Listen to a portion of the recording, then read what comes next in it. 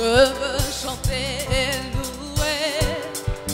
Peu importe ce que je vis, le ressuscité vit en moi. Son nom c'est Jésus. Je suis né de Dieu. Je suis victorieux. Je suis né pour influencer. Rempli du Saint-Esprit. Oh, oh, oh, oh, oh, oh. Je veux chanter et louer. On chante ensemble. Lève pas les mains, on chante ensemble. Le ressuscité vit en moi. Quel est son nom? Son nom c'est Jésus. Je suis né de Dieu. Je suis né de Dieu. Je suis victorieux. Je suis né pour influencer. Rempli du Saint-Esprit. Je vais chanter. Je veux chanter et louer. Peu importe ce que je vis, le ressuscité vit en moi. Quel est son nom?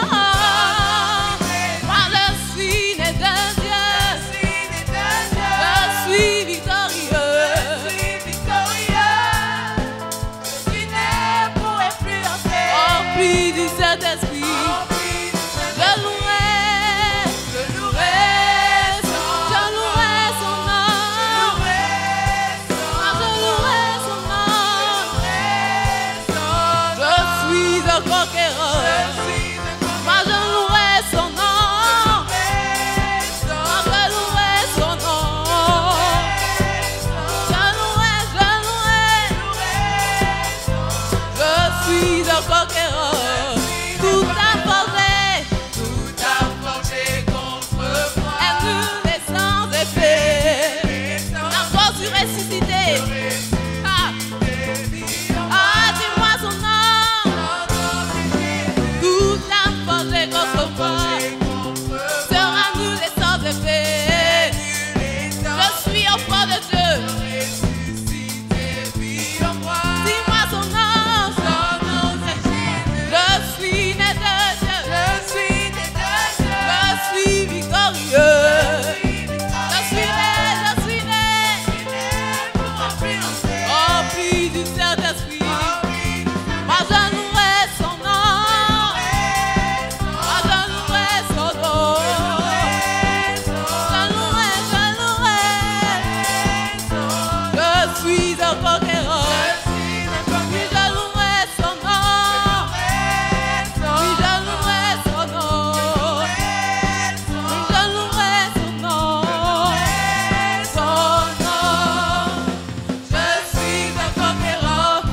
Je louerai son nom. Je louerai son nom. Je louerai son nom. Je louerai son nom. Moi je louerai son nom. Oui, je louerai son nom. Moi je louerai son nom. Eh, je louerai son nom. Moi je louerai son nom. Oui, je louerai son nom. Moi je louerai son nom. Eh, je louerai son nom. Moi je vais danser.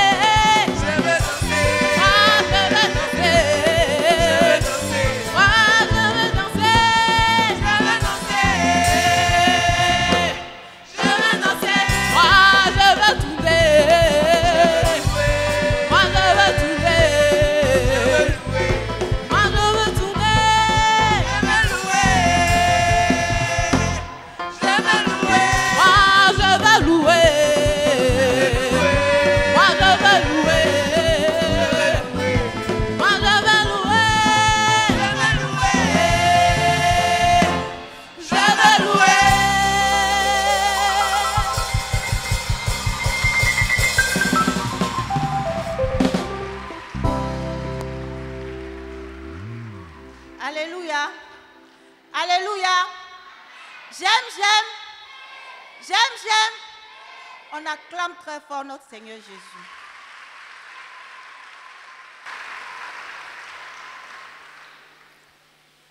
Notre programme a débuté hier par la projection d'un film. Hier, nous avons eu des invités. Ceux qui étaient là hier, s'ils peuvent se tenir debout, nous allons acclamer le Seigneur pour eux. Quels sont ceux qui étaient là hier? Les invités d'hier.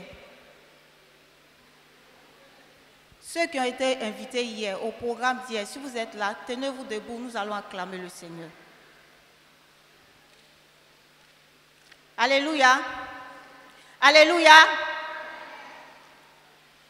Aujourd'hui, c'est Ecodim qui est là.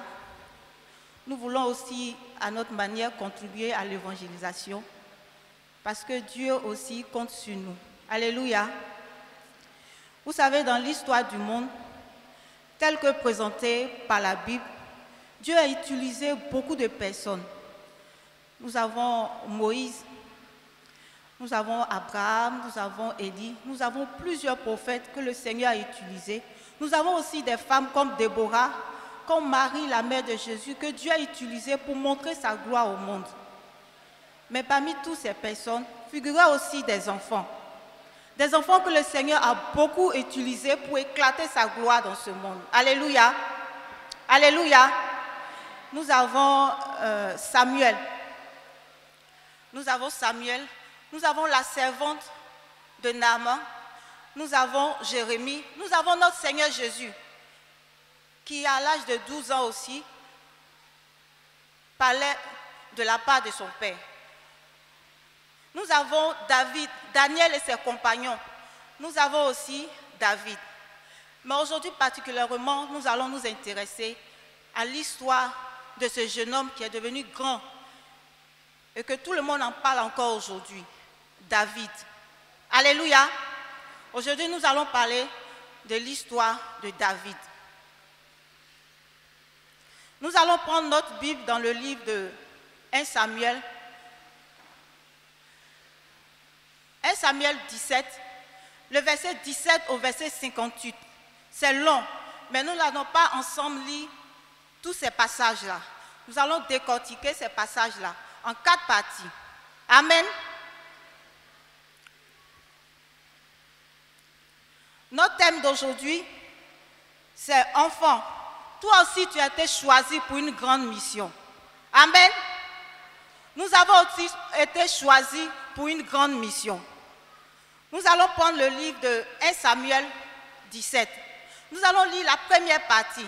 Et cette première partie nous parle de la description de notre ennemi.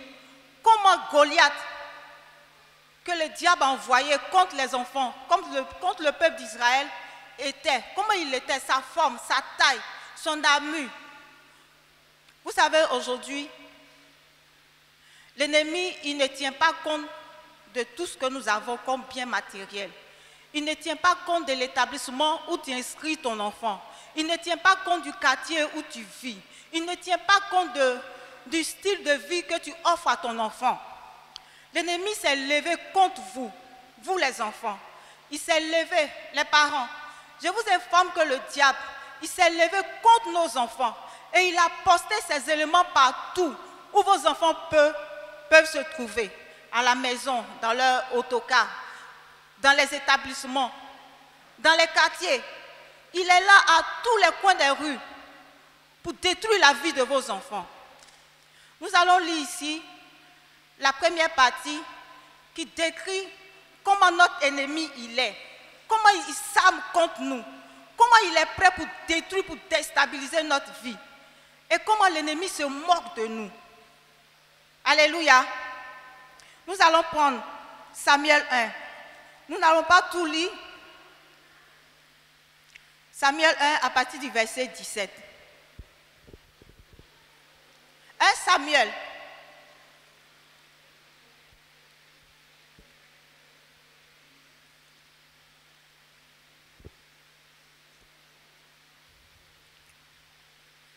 Je vais seulement lire du verset 1 au verset 7 pour vous montrer comment Goliath était.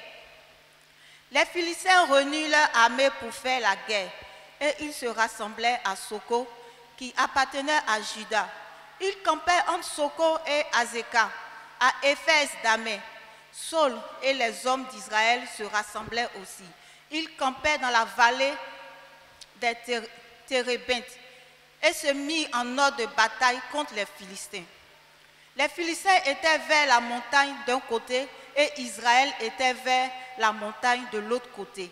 La vallée les séparait. Un homme sortit alors du camp des Philistins et s'avançait entre les deux armées. Il se nommait Goliath. Il était de Gad. Il avait une taille de 6 coudées et un empan.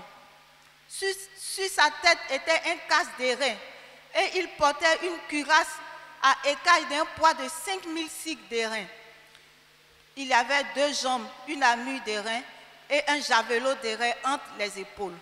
Le bois de sa lance était comme une en soupe de tisserand et la lance pesait 600 cycles de fer. Celui qui portait son bouclier marchait devant lui. Alléluia!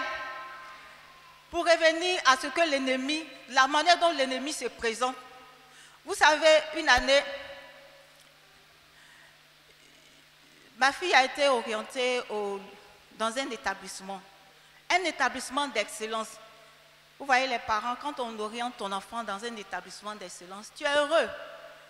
Mais ce que j'oubliais, c'est que l'ennemi avait posté ces éléments là-bas pour détruire la vie de toutes ces jeunes filles qui fréquentaient cet établissement.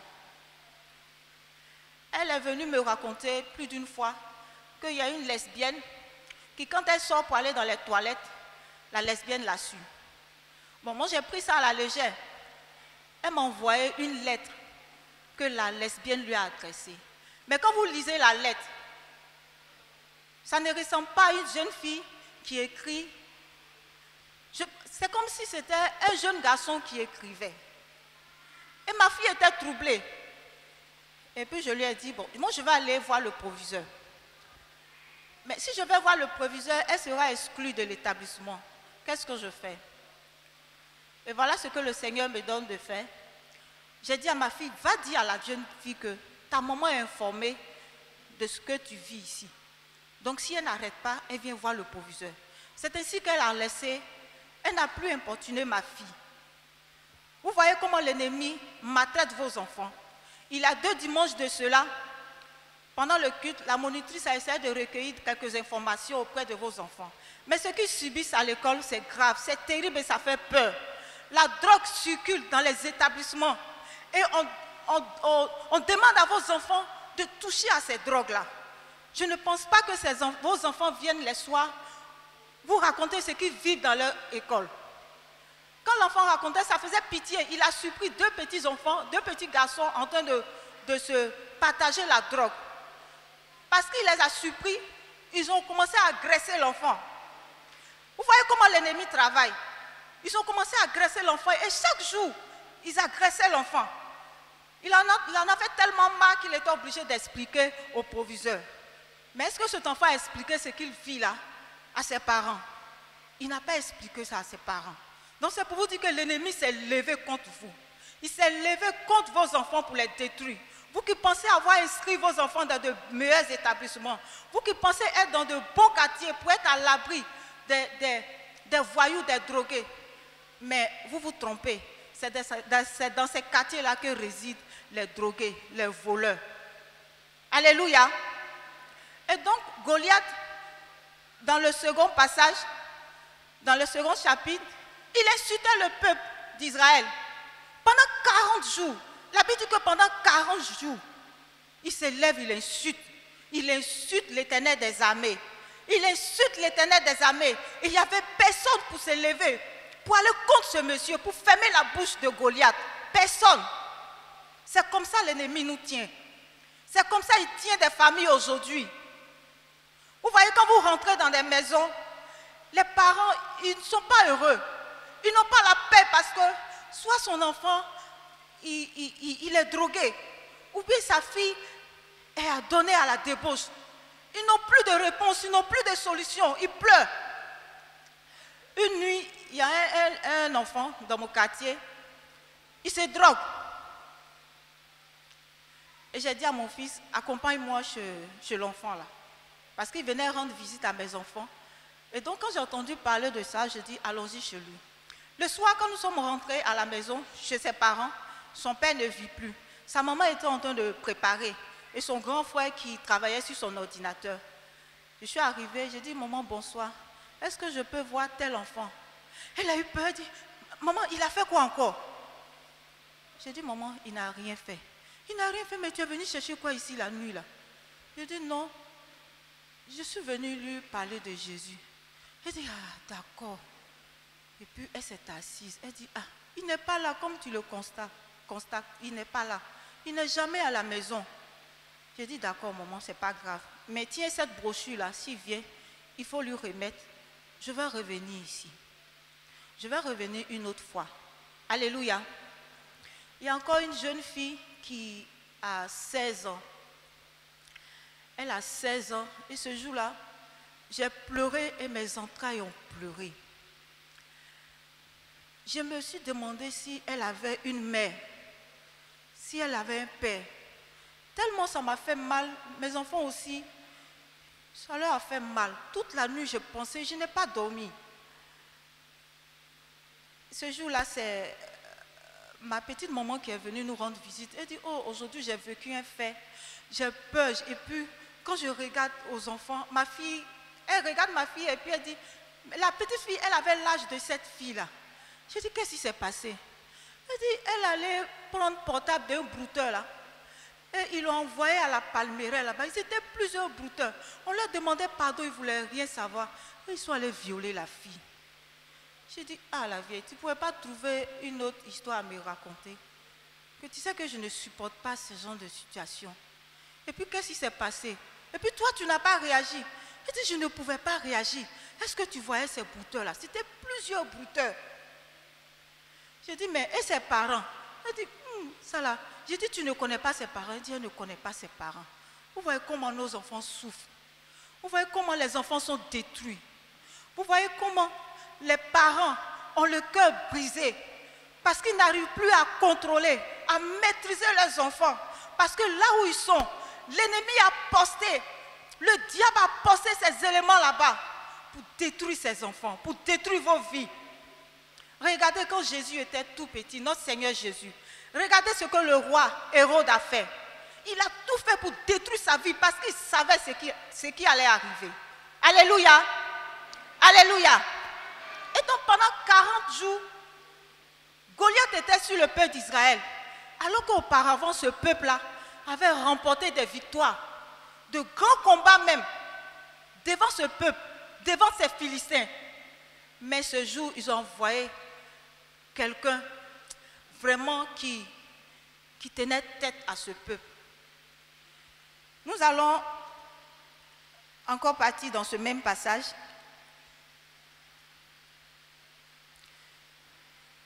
La troisième partie, c'est David.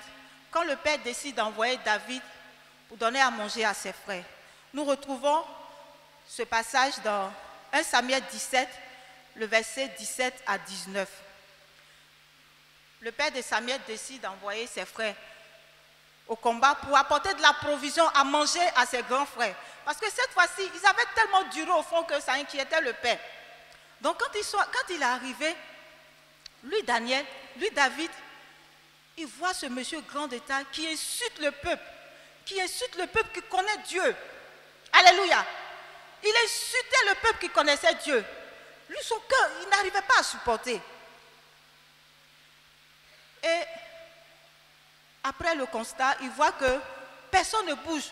Quand Goliath approche, le peuple fuit. Le peuple fuit. Et qu'est-ce qu'il décide de faire? Vous voyez dans le second passage, 1 Samuel 17 à 20, après le constat de David, il décide de se lever. Alléluia. Mais ses frères, vous voyez, quand vous êtes petit frère à la maison et que vous avez une grâce particulière sur votre fille, il y a les grands frères ils sont jaloux, ils n'aiment pas ça, ils ne supportent pas. Donc David dit, ah, moi vraiment, il faut que je me lève pour faire quelque chose. Et puis ses grands frères disent, toi tu aimes trop ça. Tu penses que tes conneries tu racontes quand tu reviens de comment on appelle ça, le soir là. Et puis le papa écoute là. Tu penses que c'est pas la même chose, hein? Est-ce que tu le vois même? Tu le vois, regarde comment il est. Et puis ils ont chassé David. Mais David, il savait qui était en lui. Alléluia. Répète après moi, je sais qui est en moi.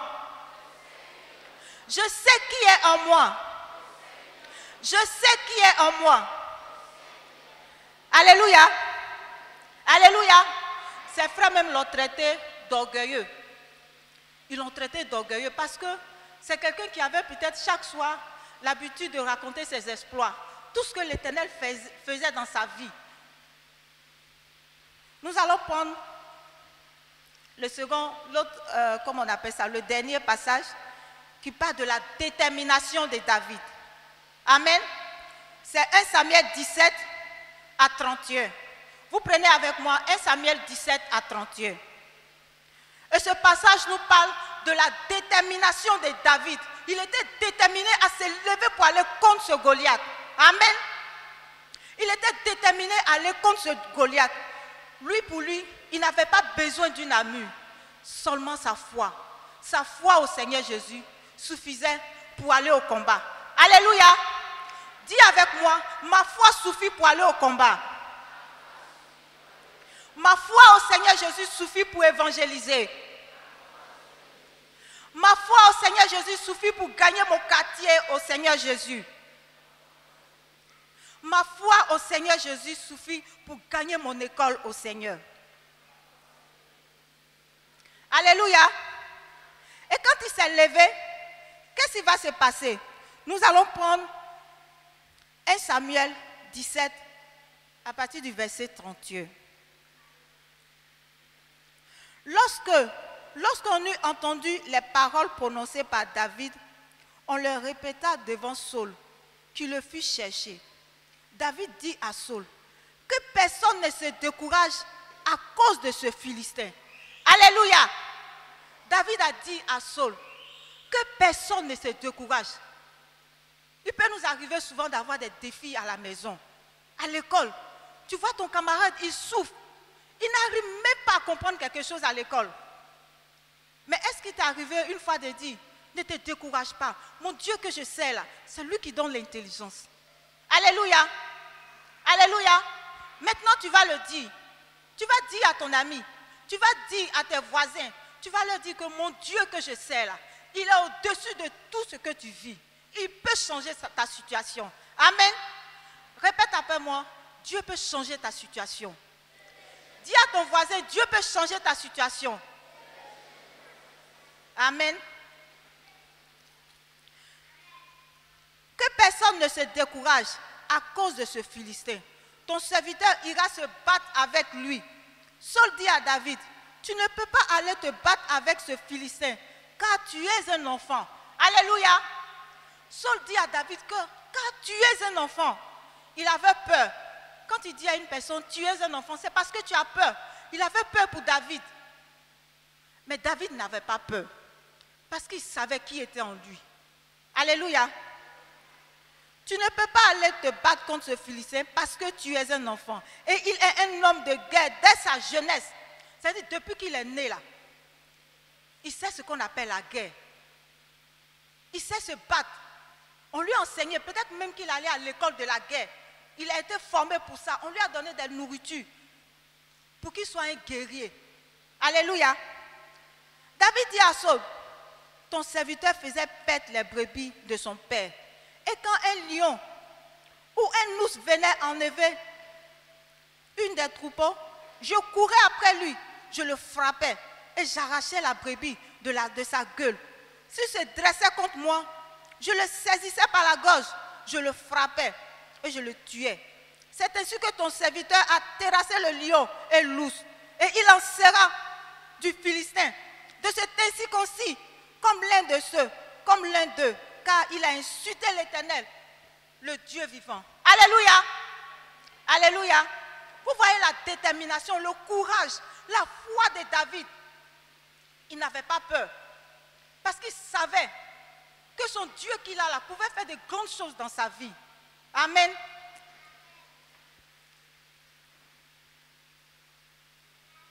David dit encore, l'Éternel qui m'a délivré de la griffe du lion et de la patte de l'ours me délivrera aussi de la main de ce Philistin. et Saul dit à David, va, et que l'Éternel soit avec toi. Alléluia, on peut acclamer le Seigneur.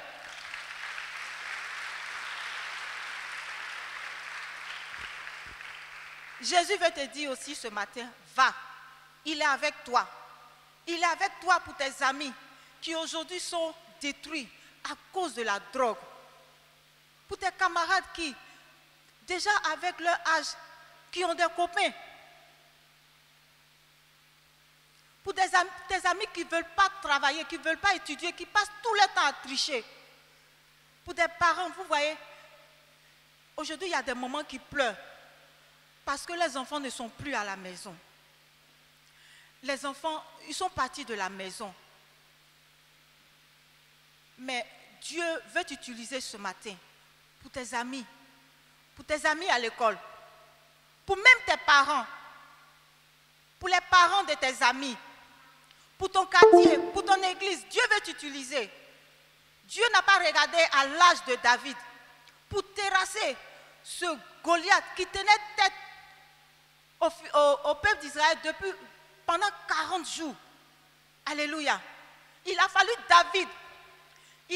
David, malgré son jeune âge, pour que Israël puisse se lever, pour venir poursuivre maintenant les Philistins, parce que le danger était loin d'eux. Alléluia. Ce matin, je voulais t'inviter. Je voulais te faire comprendre que Dieu t'a choisi. Le Seigneur Jésus t'a choisi pour ton école. Il t'a choisi pour que tu fasses du bien, comme David a fait du bien à sa maison.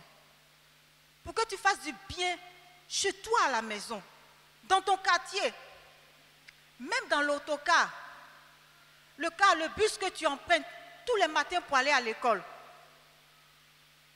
Pour faire du bien aussi à tes frères de l'église. Alléluia. Alléluia. Qui est prêt? Qui est prêt ce matin pour aller vers ses amis? Pour leur dire que Jésus est la réponse. Pour leur dire que Jésus peut les retirer de la drogue. Pour leur dire que Jésus peut les sauver. Alléluia. Qui est prêt? On peut acclamer le Seigneur.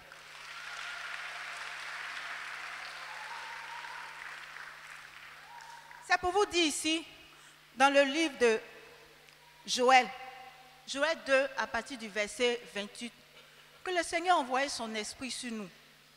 Il n'a pas choisi. Il n'a pas dit j'envoie son esprit seulement sur les vieilles personnes, sur les grandes personnes, sur les adultes. Mais il dit qu'il envoie son esprit sur toi le fils, sur toi la fille. Il a dit que tu es concerné. Tu es concerné aussi par le Saint-Esprit. Le Saint-Esprit te localise aussi. Le Saint-Esprit est avec toi. Le Saint-Esprit t'aime suffisamment pour guérir tes amis qui ont besoin de la parole de Dieu. Alléluia. Alléluia. Je voulais aussi dire un mot à nos parents. Vous savez, tous ces espoirs dans la vie de ces enfants n'a été possible que par le soutien de la cellule familiale. Au sein de la cellule familiale, si vous ne prenez pas du temps pour montrer à vos enfants qui est votre Dieu, qu'est-ce qu'il est capable de faire, si vous ne montrez pas à vos enfants qu'il est aussi puissant pour guérir des personnes, pour libérer les captifs, ces enfants devant l'adversité ne pourront rien faire. Et au lieu de gagner des âmes au Seigneur, c'est eux qui seront gagnés par la drogue, par la prostitution, par la débauche, par la tricherie. Si vous n'apprenez pas à vos enfants à connaître le Dieu que vous servez, ça sera un danger pour la société. Alléluia. Le diable, comme je le disais, il est déchaîné. Il est prêt pour détruire vos enfants. Vous voyez comment il travaille. Il ne se fatigue pas. Il est arrivé un jour, 3 filles. Mon fils était en plein cours de mathématiques. Elles sont venues. Elles disent qu'elles veulent voir leur grand frère. Elles ont donné le nom de mon fils et le professeur fait sortir l'enfant. Il dit, tu as tes soeurs qui t'attendent là-bas. Mais il est surpris parce qu'il n'a pas de soeurs au sein qui fréquentent l'établissement. Les 3 filles sont arrêtées. Il leur demande, vous voulez quoi? Qu'est-ce qui se passe? Il dit, non, on veut ton numéro. On veut ton numéro. Pour faire quoi? Il dit, non, tu nous plais, donc on veut ton numéro. Vous voyez comment l'ennemi travaille? Donc imaginez-vous, cet enfant qui n'a aucune base, il va donner son numéro, parce que parmi ces filles-là aussi, il y a de jolies filles. Alléluia. Et puis il a laissé les filles aller s'asseoir. Le professeur lui demande, il y a quoi? Il dit, je ne les connais même pas. Je ne les connais même pas. Regardez comment l'ennemi, il est à l'œuvre pour détruire votre vie. Alors que vous avez la réponse. Amen. Chers parents, c'était pour vous dire, ne négligeons pas nos enfants. J'ai vu ici les dimanches matins, des enfants qui viennent comme si on les avait tirés du lit. Ils n'ont pas leur Bible, ils n'ont aucun cahier, ils n'ont rien. Et puis ils viennent s'asseoir. Excusez-moi. Quand tu leur demandes, il y a quoi? Bon, j'ai oublié ma Bible à la maison. Tu ne savais pas que tu venais à l'église? Je dormais et puis mon maman m'a réveillée. Elle m'a dit de venir à l'église. Amen. Vous voulez que l'enfant il apprenne quoi? Vous voulez qu'il soit armé comment? Vous voulez qu'il vous présente quelle qualité de vie? En tant que parent, je voulais vous encourager ce matin à contribuer à l'éducation spirituelle de nos enfants pour qu'eux aussi, ils soient aussi armés pour se joindre à l'équipe que Dieu a formée pour l'avancement de son œuvre. Nous les enfants, nous avons notre manière à nous d'évangéliser. J'ai surpris 2 enfants, 2 grands garçons en train d'évangéliser leurs camarades. Il faut venir dans notre église. Je dis, ah mais moi j'ai mon église, demain je dois aller à l'église. J'ai dit, oui, mon église est jolie, il faut venir. Les enfants, c'est par la curiosité qu'ils découvrent le Seigneur. Viens dans mon église.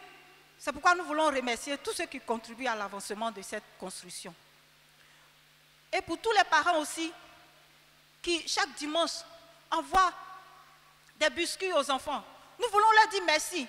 Parce qu'il y a des enfants qui viennent, ils sont affamés, ils ne mangent pas. Mais quand vous leur donnez à manger, ils vont dire à leurs camarades à la maison, nous dans notre église, quand tu vas là, on te donne à manger. Tu manges bien même. Donc l'autre enfant, comme il est curieux, il veut découvrir, il veut voir si réellement on donne à manger dans son église. Une année, il y a une monitrice qui a décidé d'habiller les enfants. Après, je lui ai dit merci. Mais elle ne savait pas pourquoi je lui avais dit merci. Les moniteurs et les monitrices ont pris le nombre des enfants à qui on devait donner des pagnes. Et nous, dans notre classe, maman avait donné la liste des enfants. Et le dimanche qui a suivi, on a donné les pagnes. L'autre dimanche encore, on voit des enfants. On dit, mais aïe, toi, il dit non, c'est mon camarade là qui m'a invité. Il allait dire à son ami, chez nous là-bas, là, on donne paille. Pendant la fête là, on nous habille. Donc, poussé par la curiosité, il est venu à l'église. C'est une manière aussi d'évangéliser. Alléluia. On peut acclamer le Seigneur.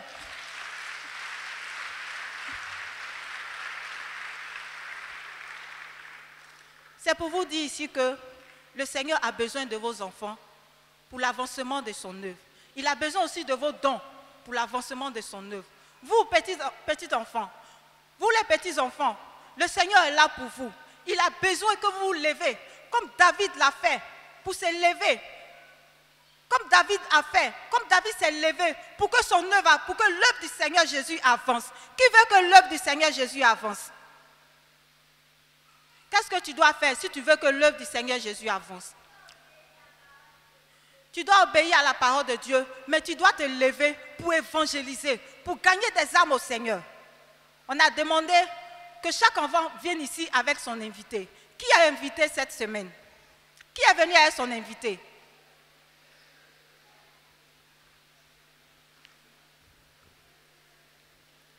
Soyez bénis tous ceux qui ont invité leurs amis ce matin dans la maison de notre Seigneur Jésus.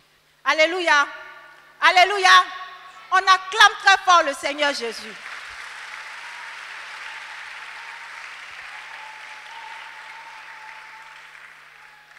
Pour finir, je voulais vous dire que si ton cœur est pour le Seigneur Jésus, il n'a pas besoin de l'âge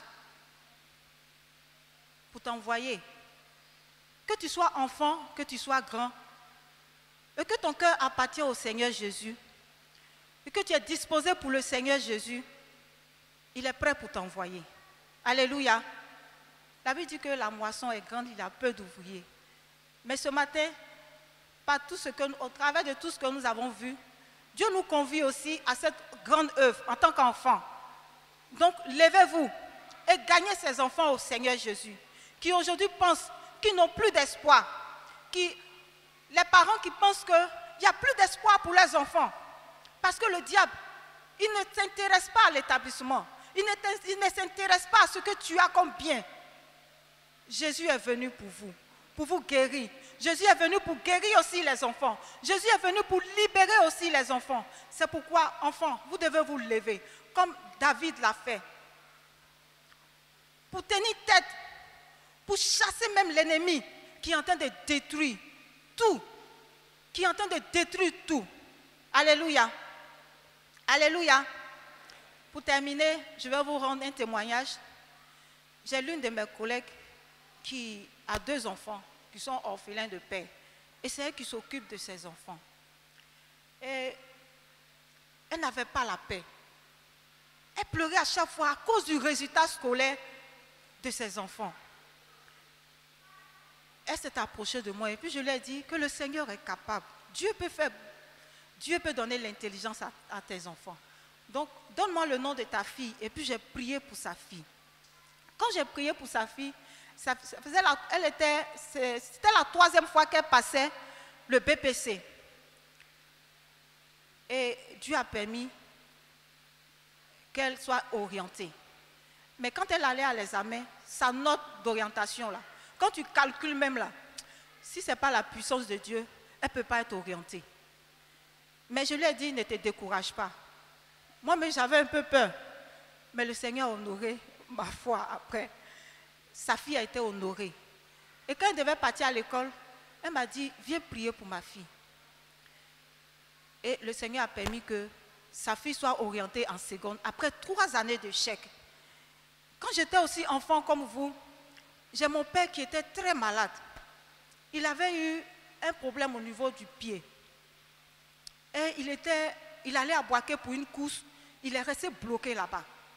Et quand il est resté bloqué, pendant 2 mois, le vieux ne venait pas. Et sa femme allait voir là-bas. Elle nous a appelé après pour dire que votre papa est très malade. Moi, j'avais une retraite spirituelle au niveau des enfants. Je suis partie à cette retraite avant d'aller rejoindre mon père. Mais avant d'aller rejoindre mon père, j'ai prié. J'ai demandé à Dieu de guérir mon père. Enfant que j'étais comme vous aussi, je lui ai demandé de guérir mon père. Quand je suis arrivée à Boaké, mon père a obtenu la guérison avant même que je n'arrive à Boaké. Le Seigneur avait opéré ce miracle. Et puis, le vieux a gardé ce miracle pour lui seul.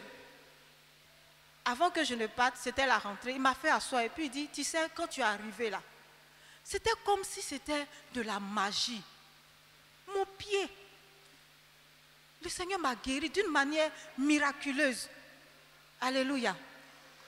Alléluia. Vous voyez comment le Seigneur utilise. Et j'étais encore en vacances au village. Et puis, j'ai ma tante qui vivait en France. Elle a piqué une crise de folie. On l'a rapatriée. Quand elle est arrivée, au lieu d'envoyer dans une structure spécialisée pour sa guérison, ils l'ont envoyée directement au village. Et puis, c'était pendant les vacances. J'étais chez ma famille maternelle. Dans ma famille maternelle, c'est comme une cour pastorale. C'est là-bas où on reçoit tout le monde. Et toute cette famille-là, ils ont ouvert une église et tout le monde... c'est comme si c'était une cour pastorale. Donc, quand quelqu'un est malade, on vient le déposer dans la cour. Et j'étais avec ma tante pendant les vacances. Vraiment, son cas me faisait mal. Et puis, je priais et puis je l'encourageais. Je lui disais que Dieu allait la guérir. Mais elle était insensée parce que quand quelqu'un n'est pas normal, il dit des choses insensées. Et puis une nuit, je dors, je vois ma tante qu'on a enterrée. Ils l'ont enterrée Et puis, il y a une main qui l'a sorti, ressorti de la terre. Quand je me suis levée, j'ai loué le Seigneur. J'ai dit merci au Seigneur parce que ma tante venait d'obtenir la guérison. Alléluia. Elle a été guérie de manière miraculeuse, sans bruit. Sans bruit. Après sa guérison, elle n'est plus allée à l'hôpital, elle s'est mariée, elle a eu des enfants. Alléluia. C'est pour dire que le Seigneur peut vous utiliser aussi. Alléluia. On acclame très fort le Seigneur.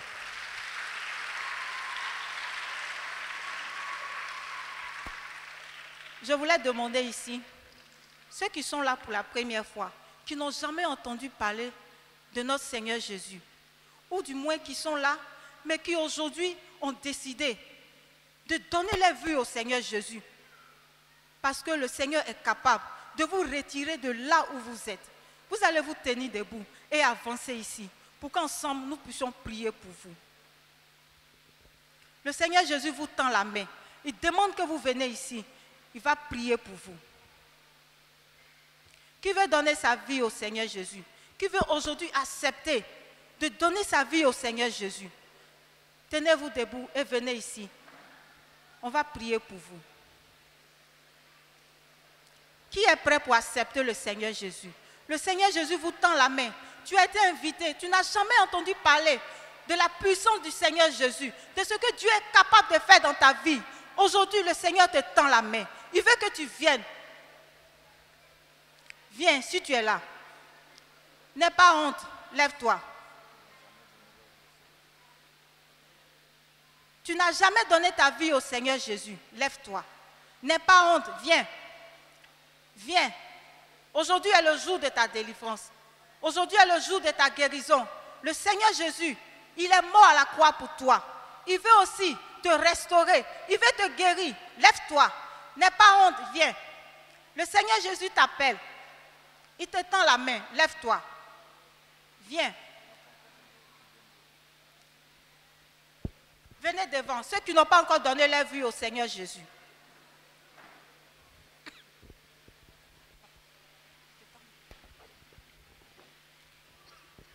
Alors, les enfants, vous avez bien suivi ce que Moni a dit. David était auprès des brebis, n'est-ce pas? Et puis, son papa l'a fait appeler. Il lui a dit, va vers tes frères. Il est parti ou il n'est pas parti? Il est parti. Dieu a pu l'utiliser parce qu'il a été obéissant.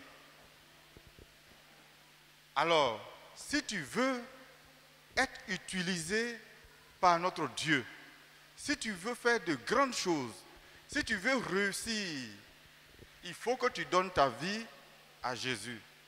Si tu ne donnes pas ta vie à Jésus, si tu ne l'as jamais fait et que tu ne le fais pas, tu ne pourras pas faire de grandes choses comme David. Tu comprends? Alors, si tu n'as jamais donné ta vie à Jésus, viens. Et puis, on va prier pour toi. Si tu l'as déjà fait, ce n'est pas la peine de venir.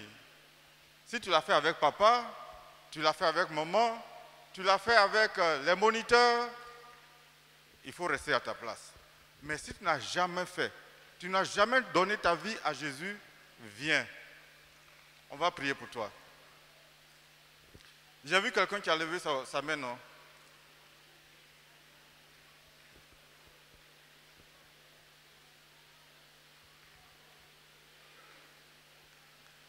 Parmi ceux qui sont invités, toi qui ne viens pas toujours ici, et puis un de tes amis t'a invité, tu n'as jamais donné ta vie à Jésus. Si tu veux le faire, viens. On va prier pour toi. Toi qui as été invité, tu n'as jamais donné ta vie à Jésus. Le Seigneur veut t'utiliser aussi. Si tu viens, Dieu va t'aider à faire de grandes choses. Si tu veux, viens, on va prier pour toi. Alors, je vais prier pour mon ami. Tu vas... Comment tu t'appelles? D'accord. Il s'appelle Chriso. Chriso, tu vas répéter ce que je vais dire. Tu as compris? Et puis après, je vais prier pour toi.